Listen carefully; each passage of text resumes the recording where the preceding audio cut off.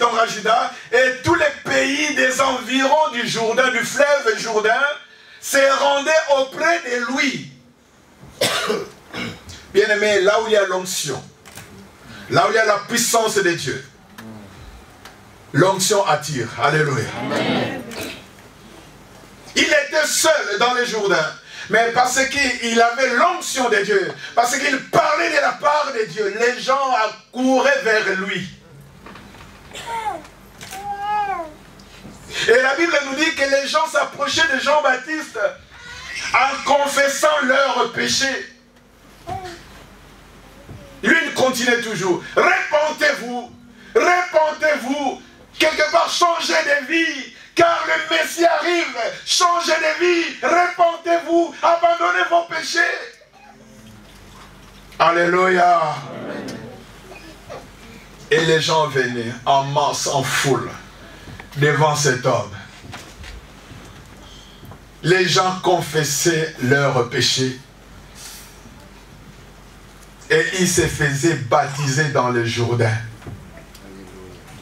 Donc dans le fleuve Jourdain, ils baptisaient maintenant les gens venaient. Et la Bible nous dit du coup, je vais lire le verset 7. Lisez avec moi. On va projeter ce verset, le verset 7. Parce que les gens venaient en masse. Parce qu'aujourd'hui, les gens viennent se faire baptiser. Ce n'est pas du cœur. Et dans cette époque-là, la Bible nous dit, mais voyant venir à son baptême beaucoup de pharisiens. Ils connaissaient les pharisiens. Des Sadducéens. Il leur dit, il cria, race de vipères, qui vous a appris à fuir la colère à venir? Alléluia. Race de vipères. Vous savez, des années. Pourquoi Jésus a dit race de vipères lorsqu'il a vu dans son baptême des pharisiens, des Sadducéens? Mais pourquoi il a dit race de vipères?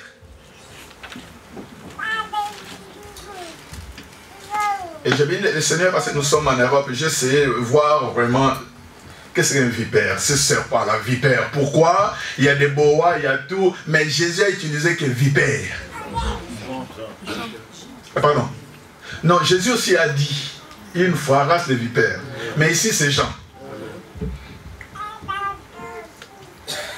Pourquoi? Race de vipères, qui vous a appris? Donc, Jean-Baptiste, rempli du Saint-Esprit, le Seigneur lui a révélé ces gens qui venaient se faire baptiser, leur état, leurs pensées, parce qu'ils n'étaient pas corrects, mais ils venaient pour se faire baptiser. Ils n'ont jamais abandonné leur vie, mais ils venaient pour se faire baptiser. Race des vipères. Combien aujourd'hui qui se fait baptiser dans l'église même? Mais leur vie, donc dans ce moment de baptême, ils étaient des hypocrites. Leur vie en fait n'était pas changée. Ils n'avaient pas la repentance totale. Ils n'ont jamais fait une rencontre personnelle avec Jésus, mais ils viennent se faire baptiser.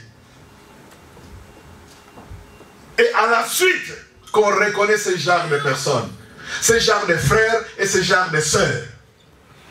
Parce que vous allez constater, ils se sont fait baptiser, mais à la longue, ils vivent comme ils étaient auparavant. Race de vipères. Race de vipères. Un serpent venimeux. Il y a plusieurs races. Cliquez chez vous là à l'internet, vipères. Vous allez voir, il y a plusieurs races de vipères. Des jaunes, des blancs, des noirs. Donc plusieurs races de vipères. Mais ils sont venimeux. Très venimeux. En faisant des recherches, l'année passée, il y avait un monsieur qui gardait des vipères. qui, voilà, on l'annonçait même à la radio, dans des médias. Il faisait des cirques avec des vipères. Des vipères. On ne joue pas avec un vipère. Il faisait des cirques, mais le même vipère qu'il utilisait chaque année, c'est le même vipère qui l'ont mordu. Et il était mort. C'était l'année passée. Race de vipères. Qui vous a appris? Vous savez, il y a d'autres qui viennent se faire baptiser. Donc, d'autres c'est par émotion. D'autres parce que on parle de l'enfer. Ce n'est pas parce qu'ils sont pris à la personne de Jésus, mais leurs émotions. Non, je ne vais pas à l'enfer. Mais si tu ne veux pas à l'enfer, croyez à la personne de Jésus. Alléluia. Amen. Qui vous a appris? Qui vous a appris à fuir la colère à venir? Qui vous a appris? Race de vipères. Et la Bible nous dit que lorsqu'il s'approchait, il leur ajouta, produisez donc des fruits dignes de la repentance. Produisez donc des fruits dignes de la repentance. Alléluia. C'est pour ça que nous voyons aujourd'hui dans nos assemblées. Est-ce qu'on peut dire, est-ce qu'il n'y a que des vipères? Parce que ce sont des gens quelque part qui ont double vie, ce sont des gens dangereux, ce sont des hypocrites et donc des femmes dangereuses et des hommes des vipères. Parce qu'un vipère, il est dangereux. Il peut te piquer pas. Tu es contaminé.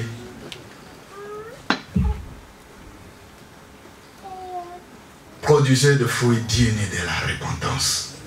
Alléluia. Bien-aimé, pour que Jean-Baptiste puisse parler de cela, parce qu'il était révélé du Saint-Esprit, il y avait une révélation de la part du Saint-Esprit, parce qu'il était un homme rempli du Saint-Esprit. Et les gens venaient, les gens s'affolaient. Si nous lisons la parole de Dieu, nous allons voir, il y avait même des soldats qui s'approchaient. Seigneur, qu'est-ce que nous devons faire? Parce qu'ils étaient touchés de ce message. Repentez-vous, car le royaume de Dieu est proche. Bien, mais quand on dit la repentance, écoutez-moi bien. Parce qu'on n'arrive pas à comprendre la repentance. Une repentance. Mais là, on dirait que quelqu'un m'appelle. André, je m'arrête, je tourne et je regarde celui qui m'a appelé. Je fais volte-face. C'est ça la repentance. La repentance, c'est le changement de vie. Alléluia. Amen. Quelqu'un qui se répand, il a compris, là où il allait, il a compris ce qu'il faisait, il s'arrête, il dit, c'est fini, à partir d'aujourd'hui, je ne veux plus le faire, je ne veux plus recommencer, et il retourne. C'est ça la repentance. Alléluia. Repentez-vous. Et il faut que la repentance soit sincère. Alléluia. Amen. La vraie repentance. Il faut que ça soit sincère. Et Jean-Baptiste baptisait. Et du coup, lorsqu'il baptisait, après avoir reproché des Sadducéens, après avoir reproché des pharisiens, des soldats, beaucoup de personnes, et il voit apparaître quelqu'un. Alléluia. J'ai aimé le témoignage de notre sœur en disant que j'ai fait une réflexion. Si Jésus était baptisé, mais Jésus et moi. Alléluia. Quelqu'un qui est sauvé parce qu'il a cru à la personne de Jésus et la personne hésite encore de se faire baptiser. Viens me trouver, on va parler du baptême. C'est vrai, le baptême ne sauve pas. Alléluia. Amen. Le baptême ne sauve pas. Preuve en est qu'à la croix, cet homme-là, le malfaiteur, ce métrier, il est rentré dans son royaume sans se faire baptiser. Amen. Tout simplement parce qu'il a cru en Jésus. Et Jésus a dit, aujourd'hui même, tu seras avec moi dans le paradis. Amen. Mais qu'est-ce que Jésus a dit à Jean-Baptiste? Jean, lorsqu'il a vu Jésus, pour se faire baptiser, Jean dit non. Non. Non. c'est à toi de me baptiser. Moi, je ne peux pas te baptiser. Mais j'aime la réponse de Jésus. Amen. Amen. Non, ne t'en fais pas. Baptise-moi afin que nous accomplissions ce qui est juste. Lorsque nous nous faisons baptiser, nous accomplissons ce qui est juste devant Dieu. Amen. Amen. Tout d'abord, c'est devant Dieu. Il y a des significations très spirituelles.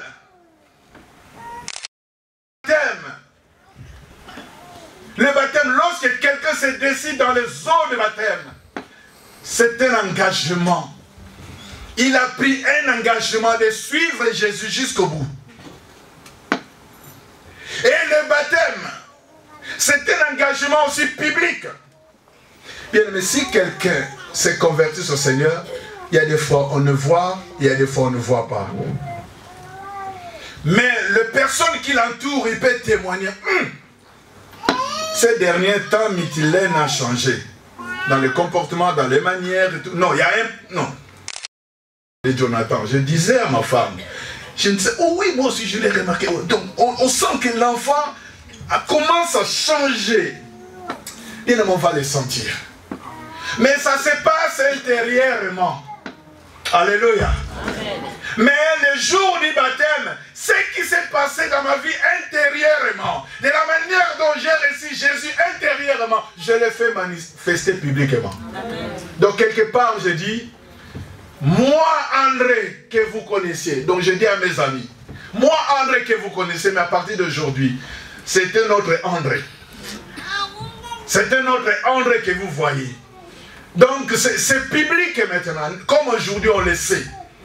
Il y a nos sœurs qui se sont baptisées. Donc de la manière dont l'église va les regarder, ce n'était plus la manière dont on devrait les regarder. C'était nos sœurs, ils viennent, on les voit, mais aujourd'hui ils sont des sœurs en Christ. Donc l'église veille maintenant leur vie. Alléluia. Parce qu'aujourd'hui elles sont membres de l'église. Donc il faut un témoignage dans leur vie.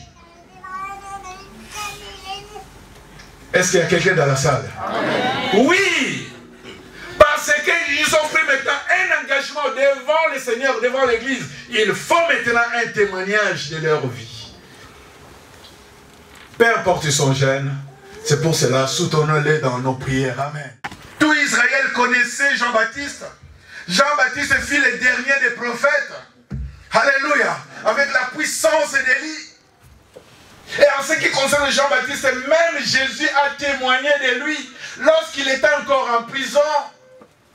Va lui dire, les aveugles